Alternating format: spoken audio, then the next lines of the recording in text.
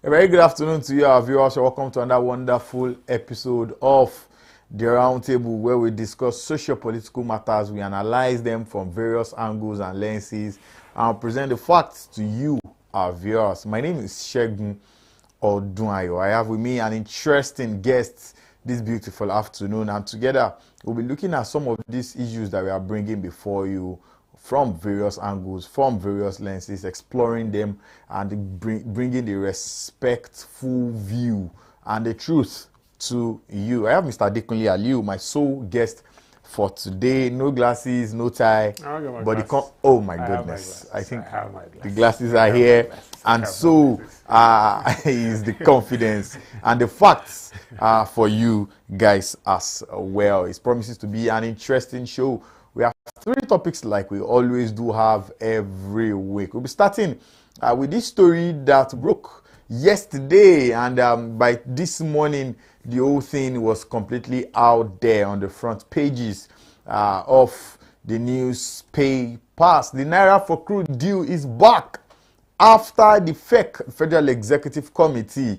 Naira-For Crude deal is back after the fake Federal Executive Committee asked for it to be brought back. To this topic,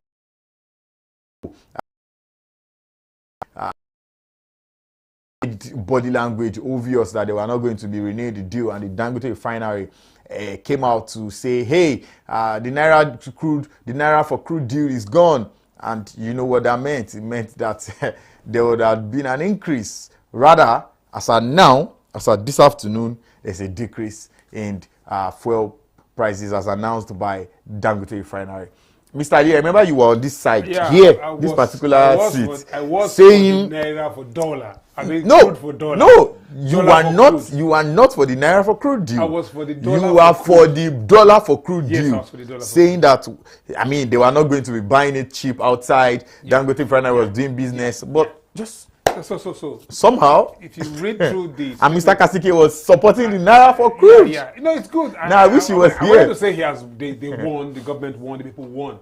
Like, we were explaining the other day, I think he was explaining the other day that it was for the base of the people, because Naira-For Crude means that it will be cheaper, and dollar for crude means that it was definitely going to go high. The question I asked them was, well, the Naira-For Crude, how beneficial is it to the people? The transporters, they've never wanted to say because the Naira-For Crude reduce their prices of transportation. So you say we are stuck somewhere. We've never had them saying, okay, because of the Naira-For Crude, the biscuit price is down. Of recent, because of just this little holler between them now, you can see the transporters between our axis from Mowe here to Oshodi is 1,500 naira. Of course. Those guys have been callous. Of course. Now, with this reduction, it would not mean that they will reduce prices. So those who are benefiting is not even the common man. So for me, it's not the common man that is benefiting in the long run. These businessmen are doing their businesses, so they are going to enjoy it and keep their profit within themselves. But this is what I'm saying. Thank God that the federal government said we are backing the Naira-For Crude all the way. And they gave their reasons. They want the local refineries to grow and have a solid ground so that when they are going to remove it in the long run. But we don't know when. So for now, let's enjoy. And there's an immediate impact, because as of this afternoon, Dangote refineries have reduced their prices. So every entrepreneur is out there to what? Maximize profit. So he has seen that, look, I'm still going to make my money by this reduction. So let's reduce so that people will see us that we're doing good. So it's good. Okay, now we'll go back to a couple of weeks ago. Yeah. Why did the NNPC, not outrightly, they didn't outrightly release a circular or a statement, but it was the Dangote refinery that came out to say, hey, it looks like we are having some issues with them as regards Naira-For Crude. So who then passed the wrong message across? No, it wasn't. Was it that somebody was working against the opinion of the FEC? So or was it the noise of Nigerians that made the FEC come out? There was a discussion, their initial 6 months discussion. Now, that 6 month discussion has elapsed. So now let's go back to was it not? Remember I said shouldn't NNPCL as at then, shouldn't they have gone to liaise with their bosses to say, what should we tell these people? Because the body language and the statement released from Dangote refinery was saying clearly that the NNPCL had stopped it. Why didn't the NNPCL get clearance from the government to say, please, what is happening here? Or is the body language saying we should continue even if it's not official yet, rather than try to pass bondage and pressure and chaos on the Nigerian people? So if you notice, you know that agreement was for 6 months. So it tells you that, look, they've been meeting. Probably the agreement is not as favorable as the Dangotes and others wanted. But here comes the executive fiasco, which was also a meeting of discussion that, look, okay, it's still Naira-For crude. Now, the prices we don't know. So I'm sure we are caught in between the amount you're going to pay in Naira-For crude. The prices we don't know. If it's not beneficial with me, I won't buy from you. Of course. So if it's also not beneficial for me, I won't sell to you. But the Nigerian government owes the Nigerian people an obligation. Yes, the obligation will be now the federal government is saying, please do this, or do this by fire by force. This is what we have come to. NNPC must do this by fire. And for a long time, we want to stabilize the local refinery. There are many refineries. The the Petroleum Act bill is there. So it has to be followed to the letter, and they must explain. So every time you want to do anything contrary, there must be a good reason. Now, that Naira-For crude, like I said the other time, we don't know the deals. We don't know what the problem is. We don't know how this thing is going to pan out. But fortunately, the federal government has stepped in, and you will see that in that press release. They had a good meeting with the Dangotes, with other major refinery producers, and even the NMs. Look, where do we go from here? And the federal government is saying, look, because I want to protect my local refinery to grow. Of course. I want to create job. I want to do this, I want to do that. So let this Naira-For crude deal stay for now, perpetually till... I think it's indefinite. Mm-hmm. But immediately, about 1 day after, Dangote Refinery have reacted. Excitement. Very excited, man. I see that company is working. I don't want to also say they are working for Nigeria. I always tell people this man they will make their profit first. It might be exciting Nigeria. I will react good like what? Yeah, good. But you will see that its profit margin, the target for the businessman is still there. So if I'm having my target, I'll do this. And mind you, they have to keep that reputation that they are doing it for the people or for transparency. Now look, in our business, we are transparent. If the price goes down, we'll bring our price down. If the price goes up, we'll take it up. So, like another client, what they have is what they call it price modulation. So in the period of 1 month, the government will peg the price. So that whatever increase and reduction you get in price, they will be able to take it within. And after that 1 month again, they will increase. Like in South Africa, they do price modulation in terms of petrol. So I think maybe when we now stand better in future and we have able companies that can look with their full chest, confront this thing, they will go back that way. But again, let's be happy and let's expect more reduction, because like I was told, somebody was telling me this man, look, Dangote wants to reduce the price to 500 naira. If it's fair, if it's good, we will all be expecting. If it's reducing, it is because of what is happening on the international scene. Yeah, that's because the prices of crude oil on the international scene are falling due to the economic. So it has to be transparent. It has to be. You see, if it's not falling, then there is something so wrong with his system, and it will tarnish the image of the Dangote shouldn't itself, it be falling? and even shouldn't it be falling lower than 865? Because right now on the international scene, Brent has dropped to $60 per barrel, and I mean, a colleague of mine who is in the sector said it needs to drop to below 40 or 40 for it to be like 400 naira in Nigerian market. So let's get those dropped. Let's be more transparent. Let's not say that brings me to the thing I wanted to say initially. Look, are we even so sure that it's only the Naira-For crude reason that's why they are dropping their price? There might be other factors. So, but let's wait and see. Let's give them time. We will still come back here and do this analysis and say he has not dropped the price when the price has gone down. But for transparency, that company needs to maintain this style of dropping and increasing price. So that when the price goes up and you're increasing the price, would have said, so when the price went down, we reduce our price. Now the price is up, we're also increasing. But I think government should think about it and bring about a price modulation period so that you create a window whereby if the price is going up in a 3-month period, you can hold it at one price. And when the price is coming down, you can also hold it so that every player in that field will make profit and be able to react to the market price. All right. We'll quickly come back to the NNPCL matter now.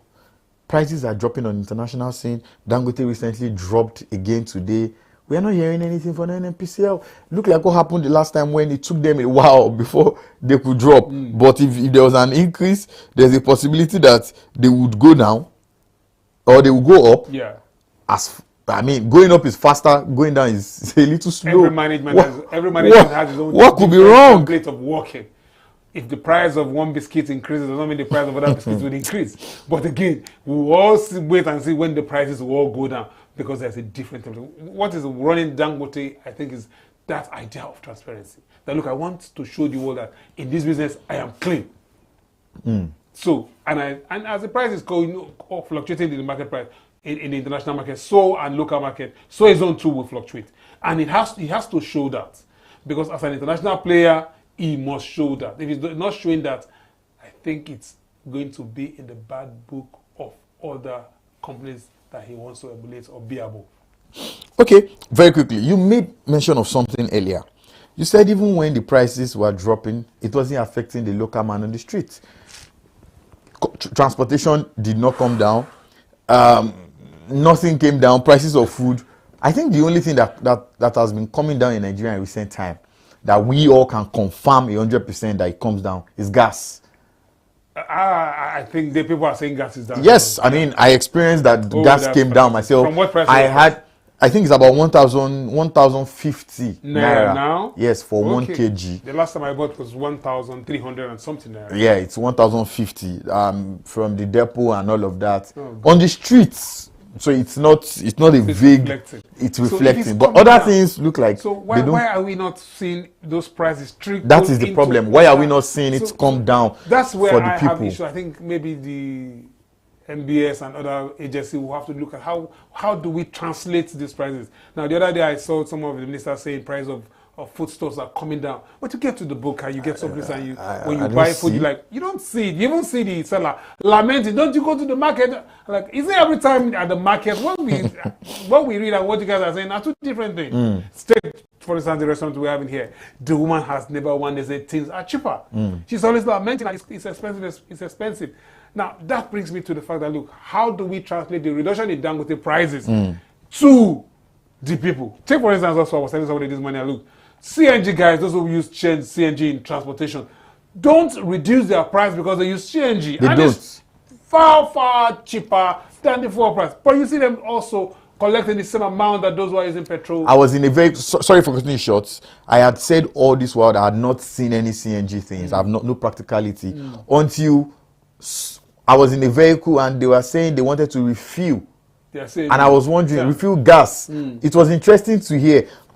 To make it more interesting for me, we were a little, I mean, we're not far away from the station they used to refuel. Okay. And then they went into the station. And then all the vehicles that came there that day were gas vehicles. And I was shocked because I never would have thought that those vehicles, it was more like it was like a regular buses filling station, and they were like buses until I indeed saw the way the whole thing was, and the actual, even cars, private cars, public. I saw it for myself. Growing. The number is growing. I was shocked, and they were also collecting fees that normal. Oh yeah, normal practice. I was just corroborating your story where you were saying that nothing is dropping. They will also lament as if the whole world is coming down on them, but they were buying gas that was taking them longer and it was cheaper. Cheap. So why then were they not saying we are a gas vehicle is 100 naira less or 50 naira less? Nothing. They don't tell you because you don't know. I think maybe government will find a way to say, look, if you get a CNG cylinder, mark your CNG so that let's know it's CNG, so that people can be excited and say, okay, I want to buy the CNG that is cheaper or buy the petrol vehicle that is more expensive. I think we need to do that because these guys are making the transporters are making a hell of money from using CNG, and it's wrong. We should be able to. There was even a queue. It was a big. I thought it was petrol. I never would have thought it was. Even though that both of the guys they were communicating and they said they wanted to refill their gas, and I was wondering gas. As last year, when we go into the NIPCO here along the Lagos Ibadan Express Road, when they go take me inside to fill, sometimes we spend 5 minutes, but of recent, when they get inside, they spend close to 10-15 minutes. It tells you that the number of those using CNG as transportation for their transport vehicle is increasing by the day. And that's because they are seeing the advantages, the benefit. So it should trickle down to our own pockets. So that when we bought those buses, this is CNG. Instead of paying 1,500 from here to Oshodi, you can pay 700 naira from here to Oshodi because it's cheaper. And this is a CNG bus. So I think government has to find a way to let people mark their CNG cards. Mark your CNG vehicle so that people can know which one is CNG, and the more we use this thing and we show ourselves that look, CNG is cheaper, the more we'll get people diverting to use CNG. But because we don't have that now, it looks as if every vehicle you bought is run by petrol. But it is not. Is this one of the causes of capitalism? As much as capitalism is so fantastic, it's not the cause of what it is being a Shylock businessman, being over entrepreneurial, as in you want to make profit at all costs. So these guys don't care. And because it's not a regulated sector, nobody can regulate them. They don't care. The government bosses are only the ones that are able to bring price down relatively low. But you see these yellow bosses, the individual transporter, even the Uber drivers, did they tell you that they are using CNG? They don't tell you. They just mark up their prices to meet the and everybody complains about the economy. So even, take for instance, now that Dangote has dropped price, look at large companies who are going to be buying petrol for their use in their industry. Are they going to bring the price of their biscuits or sweets down? No. Many of them won't. And even if they do, go to the market. Is the market woman ready to bring the price down to meet? I don't know. But I find out that, look, we are all kind of Shylock businessmen. What's the solution for the common man out there? Somebody say price control, but I would say no. I would say we need to begin to put prices on our product. Take, for instance, a bottle of soft drink in some places costs 500 naira and in some places costs 400 naira. Why is it disparity? In some places it's 450. In the same area. I know this particular one because I love this drink. Oh, you see, and it's something else somewhere else. So we need to see, what I'm saying is that we need to see the benefit of this price reduction in this system. All right, we have to go on to the next topic now. A couple of governors, about 11 of them, have dragged the federal government of Nigeria before the Supreme Court, and they are saying that the state of emergency declared by President Bola Ahmed Tinubu in Rivers is wrong, and that there was no need for it, especially as, according to them, there was no situation warranting the use of that. By the way, they were equally saying that there was nowhere in the Constitution, that very controversial section of the Constitution, that allows for a president's powers to invoke removing a governor that was democratically elected. And this is a case that is now before the courts. What was your opinion about this? Some persons have said it's a thumbs up. Some other persons have said no. Why is this happening? Other presidents have used such powers in the past. No governors were taking issues up to the courts and all of that. It's good. It's a good one for our judiciary and for the Constitution to be tested. Everybody have different opinion about this issue. So this is what I'll say. When you say the Constitution gives the president the power to enact a state of emergency. So in the state of emergency, what are the things the president should do in the state of emergency? He should leave the elected governor. He should leave the elected legislatures and so on. I think there's something that should provide security. Yeah, I think there's something because when you declare a state of emergency, because it doesn't explicitly say in the Constitution that removal of the governor is allowed. In the state of emergency, what should take place? The Constitution too did not. Some are saying that the president should provide more security forces. The Nigerian army force, if necessary, more police officers. Since that lacuna exists, I think the PDP governors are wrong by going to court. But again, let's go to court. Let's see the beautiful interpretation of this Constitution so that we can all have something to hold on to. It's good they are going to court. It's good they are testing it. But saying that the president has no power is wrong. He has the right, he has the power. But everybody's quoting to remove 305. Yes, section 305, subsection 3. What does, after removal, you remove the governor? What do you want when? But there's no specific mention of removing the governor. That's the point. It's a state of emergency. So in a state of emergency, are you still going to keep?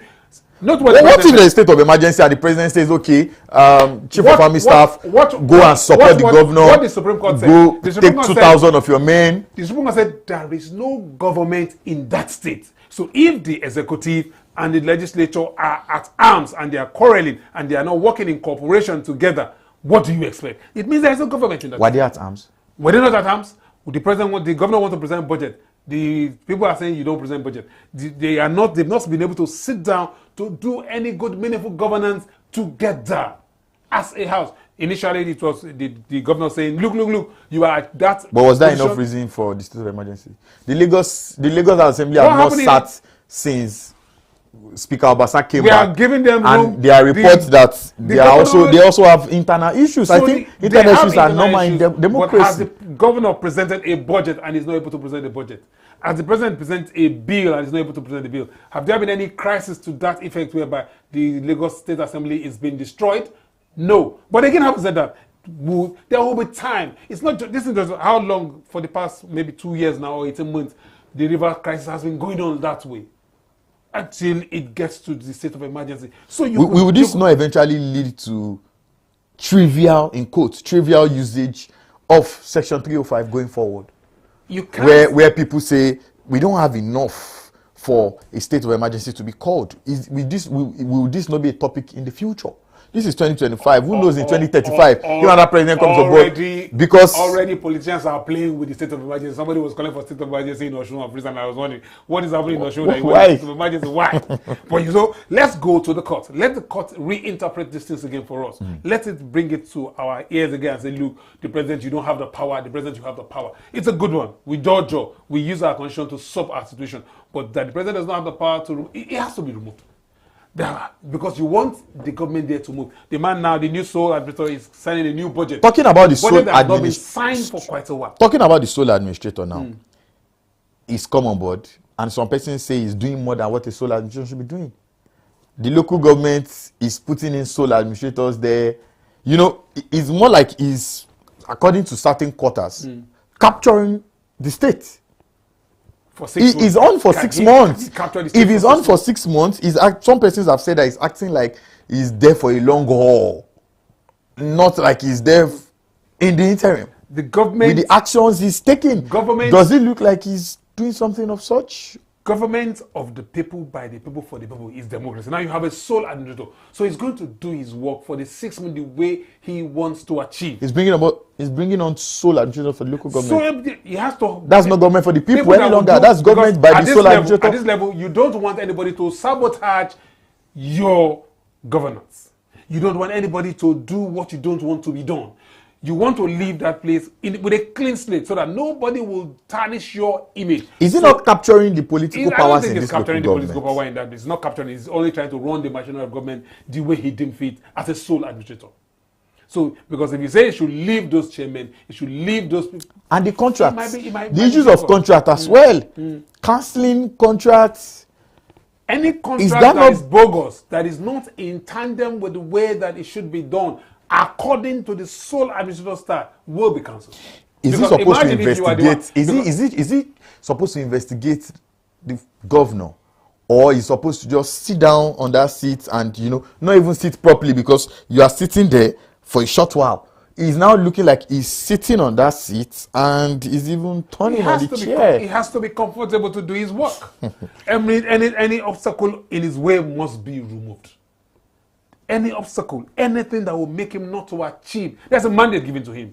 The mandate will be to build the state in the next 6 months. And anybody that has a good heart will want to do far better than what the government is doing in 6 months. So, and for you to get that, is the sole administrator acting like he's going to be there for a while, or he's just there for a few days? Whatever he has to. What I think is going these actions of ease. See, for the next. Is he not placing democracy in danger? Because if we count the 6 months, and when would that 6 months elapse? That's it. I think he came on March. So that's so and March, April, whatever May, budget June, he signs July, now, whatever budget he signs now is the budget that if Ubara comes back, that is the budget Ubara is going to work. It's going to work with. Yes. Because Ubara is not preparing any budget for him to work with, so he's going to sign a new budget. Everything he's going to do is going to be a foundation for Ubara to work on for that particular year. So maybe after that year, Fubara can now present his budget. Talking about what led to the state of emergency that housed Fubara for a while, is this the first time we are seeing this in Nigerian democracy? No, is this not a norm? Is this not an issue that we see? We can count 5 to 10 examples of this in Nigerians since Nigeria's come back to democracy in 1999. So why is Fubara's situation different? Because the executive and the legislature were at arms. Is this the first time the executive and the legislature are going to be at arms? This one was too problematic. They couldn't sit down to just agree on budget. The governor was presenting budget to just 3 people. It's wrong. And some lawyers were defending him. It was wrong. He had the backing of some people who were pushing it. It was wrong. We were just coming back from the Edo example. Yeah. Obaseki. Similar happened. Some House of Assembly members were ousted for a complete tenure. There was no state of emergency. That governor did not deem it fit. Or that president... Nobody's saying what he did was right, but we are saying there was no need for a state of emergency. In this case... Why is there a need for a state of emergency now? In this case, this president is thinking that, look, you guys are depriving these people of the kind of development I want. And also, mind you, that is where the goose that lays the golden egg comes from. The Niger Delta oil. And we need to protect our facilities. We've been seeing bombing, trying to come up. Hence, we don't want this situation. We need governance to work in this country, in this state. And it must work. So we get you a solar administrator for the next system so that you guys can go and sort out whatever differences that's making you not to come together and align and improve the people's law. Please go and sort it out. So that that's what should be happening now. People should be seeing and mending faces and correcting situations and not being an emperor over your orders. The governor was like an emperor over the legislature. Is the president not being an emperor with this decision? The current president is not an emperor in this situation. The president is enacting the constitution to work with. Fubara said they were there by he's allowing them to stay. It was wrong. Because notice, if the Supreme Court judgment had gone the other way, hey, I'm sure Fubara would have dealt a massive blow on this Amaole-led assembly. But if they were lucky, the Supreme Court was in their favor. Hence, and the president didn't want this thing to go on again. Okay, you guys are still not cooperating after the Supreme Court has given its judgment.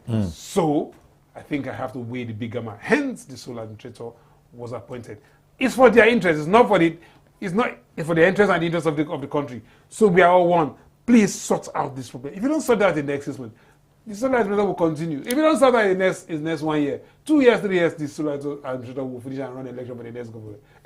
That's what I see. Because he cannot run. He's not even a reaper. Okay. You don't know. How can we solve some of these issues in our politics? The unnecessary heating up of the polity that goes on to affect the people at the end of the day. Because now there was no budget for the Rivers people for 3-4 months. Is it not the people that are being affected, the countries that are cancelled, that they not Rivers people? Governance is for the people. If you're interested in governing, please come for the people. Too many times we see some of these not cooperating arms of government quarreling. Come for the people. Know what you're going to quarrel for should be for the people. The right. And if you're going to be so much confident about your battle for the people, please do it right. Because what we see in the case of Rivers is that, look, there was a very big gap between the legislature and the executive. And they were not running the machinery of government as effective as should be. Simple budget. You can, if they don't sign budget that you're going to work with, so what else do you need? So what about other bills you want to present? Can the governor present bill to be approved for him to run his machinery of government effectively? No, if there's that gap, you won't do it properly. He will be doing everything against the constitution, and it's wrong. So the same thing, the legislature will not be able to, I heard the Amaole guys were not paid for a long period. We want to run government. Let's run government right. If we run government right, we won't have issues. Take for instance, now people are complaining that the current National Assembly is a rubber stamp National Assembly. And I beg to disagree. It's understanding the problem. What is the problem? How do we solve this problem without Jojo that will bring about some Saraki period world war that is unnecessary? We all know the problem. We all know the way out. So you are saying this work together. National Assembly is not rubber stamp. They are not rubber stamp. I mean, almost every political analyst out there has described them as rubber stamp. What is the problem? Has there ever been a time that they've been anti the president? Do you need to be the anti the president before you get things done? Perhaps people feel there are things that shouldn't just be, supported hook, line, and sinker. What is the thing you don't think the government should support hook, line, and sinker? Go and ask. Perhaps a lot of them the people analysts don't. will have sometimes people their opinion. It's not about too much quarrel that brings you a superstar. When you do things right, what is the problem? We have this problem. We have Boko Haram issues now, and they want to approve budget for buying helicopter. No. We don't need to spend that kind of money. Is that how to work run government? No. What we need money, don't we? We need to buy these helicopters, these that. Approve it and let it go because we know the problem and we want it solved. So when there are issues, okay, take for instance the tax reform bill. When there was foul cry, I told you, I said they are going to approve it because looking at it, you need to even change the system. They've been clamoring for it 20 years back. Now look, change this tax system. It's not helping the system. Bring it, and for crying out loud, when the president came in, he said a committee to go and look at it. And they did a good man's job. They were not even members of the National Assembly. And they did their job and brought it to the president. And the president presented, okay, take whatever issues you have with it, we'll keep discussing it while we effect changes. Was it not done? It was. So do you expect the National Assembly to say no when they know that it's good? All right, we have to move on to our last topic of the day. I mean, time is running out really fast. In the last couple of days, there have been accidents, numerous accidents on Nigerian roads that have taken lives. A gospel artist who was said to have been planning his own Japa thing outside of the country, later in the year died alongside his team. Many other persons have lost their lives in this carnage that is taking place on the roads. Road accidents, right, left, and center, people's lives getting cut short unnecessarily. And then it brings one back to this question: what exactly is happening on our roads? How safe are Nigerian roads? Why are we having frequent road accidents that are sending people to their early grave, especially very young people? Mr. Liu, this is a very sensitive topic. Lives being cut short. Many accidents these days. People being burnt beyond recognition. 18-seater bus, 16 dying. Benin, Shagam Expressway, Lagos Ibadan. A whole lot. What is really going on? It's pathetic when you read this story. Last week, Saturday. Yes. I couldn't cry. I was asking myself, in one state, Ogun State alone, 28 or 20 thereabout people died. Dead. For what purpose? Why? That same Saturday also in Lagos, you just hear stories and like, on the road, I think we need to look at how we use the road again. Every road user, everyone who is boarding the bus, who is driving a car, who is driving a trailer, should look at how you use the road. So let's even say the roads. Let's agree that the roads are not even good enough. So how about driving safely? I call it defense driving, safe driving, so that even when the madman is driving towards you, you are able to... You are safe. To save yourself. So we need to look at these driving skills again, how people drive this vehicle. The one that happened close to us here that Saturday cost about 6 to 7 hours of traffic. The bus was turned into a small tricycle, wrecked beyond, you won't think it's a bus again. And I asked myself, how did this happen? A young boy going to buy tomato for his mother in my 12 market was killed. My goodness. In that accident. So what happened? That was the question I was asking myself. How did we get here? What happened? How did the trailers crush the bus? How? What happened? Was he overspeeding? Was it... You just ask yourself. So what? Because every day we board vehicles every day. We commute. We go from offices to offices, place to places. And if our drivers don't learn to drive safely, we are at risk. I think these guys need to go back again and learn safe driving. We need to learn how to use the road safely for ourselves. We cannot afford to be killing ourselves unnecessarily. Look at those guys in Crude. 4 of them, ministers of the gospel, their life was just cut short like that. How did it happen? The Ogun State road safety people were saying it was due to overspeeding. Who was overspeeding? Were they the one? Was it the bus that was parked? And you ask question. Learn to use the road. Speed thrills. I like speed a lot. I run a lot. But how hard at the back of my mind, it also do what? Kills. So I got to be careful when I'm speeding. So when you have that speedometer and you're running, it's when the road is free. Even when the road is free, if you're not careful, if the vehicle is not good to you, can lose control and ram yourself somewhere. So we need to be careful how we use the road. Nigerians need to be careful. Drivers, passengers, everybody needs to be very, very careful. Those things are machine and they could be at fault at any point in time. Even if you're so sure of your vehicle, you need to be careful. I think we need to drive. Because there's no coming back from it. If the worst happens, that's the end. And it's not only you who will be losing, because your loved ones, your dependents, Dreams and aspirations are cut short. Other people's dream and aspiration are also affected. Cut short because somebody is affected to somebody. You are all connected to somebody, so it's not a one-man loss. It's not a one-man show. You think you are alone, you are not alone. Nobody's ever alone. A lot of people are tied to you, to your apron, you are tied to somebody's apron. So, and when your life is cut short, it affects more than 10. I have some scars on me about people who died who are close to me, who have not enjoyed by now, but they're gone.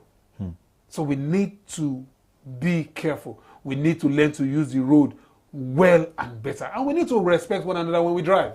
Some people just drive as if they are machine, as if it's just when the accident happens, they will just brush it off. It's wrong. If anything happens, it could lead to if you lose your spinal cord. Do you know how long it will take you, for how many people were affected, to be taking care of you?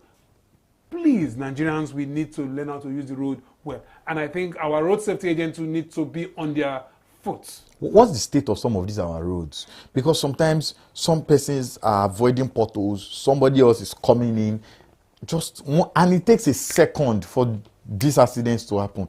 Just a second, boom, boom, boom, boom, and it's done. So don't drive on speed. Don't run beyond the speed you can effectively control to safety. See, most of these drivers, they run too much of speed. Their speedometer does not work when they want it to work. They just put on the gears and press the gas pedal, and it's wrong when the roads are not good. Even when the road is good, you have to be very careful. There's a road in Germany that says it has no speed limit. But our roads in this country, we are so crowded on the road, so we need to be careful. We need to be extremely careful because our life is just this one that we know. We don't know the next one. So, and in this one, we want to enjoy it to the later. I want to enjoy my life full. I don't want to die now. We need to be careful. The road safety people need to be on ground every point in time to test people if they're on drugs or on alcohol. Sometimes some of these commuter buses are the fact that these guys take drugs. And that was why I was hailing Lagos government when they said they wanted to ban the hawking of sachet, those beverages, those Fenuja, as some call it. Because sometimes you guys just take these things and body tolerance at that day does not encourage it and they begin to sleep on the steering or over hyperreact. So we need to put breathalyzers, road safety officials, everybody obey the traffic rules. Put speed limit here, follow the speed limit because you don't tell what is next at the corner. And if you're not careful, what's at the corner might just be safety and you are the one ramming into it because you're running too much. So we need to caution ourselves how we use, because the road don't kill. It is the way we drive these vehicles that brings about death. Yes, it might be pothole there. If you drive safely, you will pass the pothole. It is. But if you run with speed, you will hit the pothole and the vehicle somersault. So it's still your style. So you need to be cautious how you drive that trailer. You need to be cautious how you drive that vehicle. You can imagine some trailers driving. I was going one day and somebody was shouting, "This vehicle has no brake, please leave the road." And I'm like, what? How can you? I've seen it happen. And it rammed close to 4 vehicles before it stopped at the bus stop. And I went and looked at them and said, how can you say the brake fail? How do you mean? This vehicle has no brake. My goodness. So we need to be careful. We need to drive with caution. So that then we also need to improve our insurance and our health style. Government need to come up with robust insurance policy for the drivers, robust health insurance policy for those who would have accidents. Because sometimes again, I see that human beings are so adventurous. They do a lot of adventure, and because we do that, that's why some persons do this. I looked at him, he looked at me. I knew he was calling for a race. And you know, no plan and all of that, and you just look and especially in Abuja. Oh my goodness! Speed thrills, but it kills. All right, I think we're going to be calling it a day here because time is no longer our friend. A very big thank you to you for being a part of this production. A very big thank you to Mr. Adekunle Aliu for being here with us. The biggest thanks here belongs to you, the viewers, because like I always say, we are here because you are there. The weekend begins tomorrow. Have fun. Please, like you heard, speed thrills, but equally kills. And you know, when it kills, there's no coming back from it. For you, for your loved ones, there's a scar in their hearts forever. Some of you probably have dependents. Some of you are probably dependent. Actually, we are all dependent one way or the other because, you know, we have somebody who is taking care of us and we are also taking care of somebody. So it's a small world because it all comes back to us. Stay out of trouble, guys. God bless you.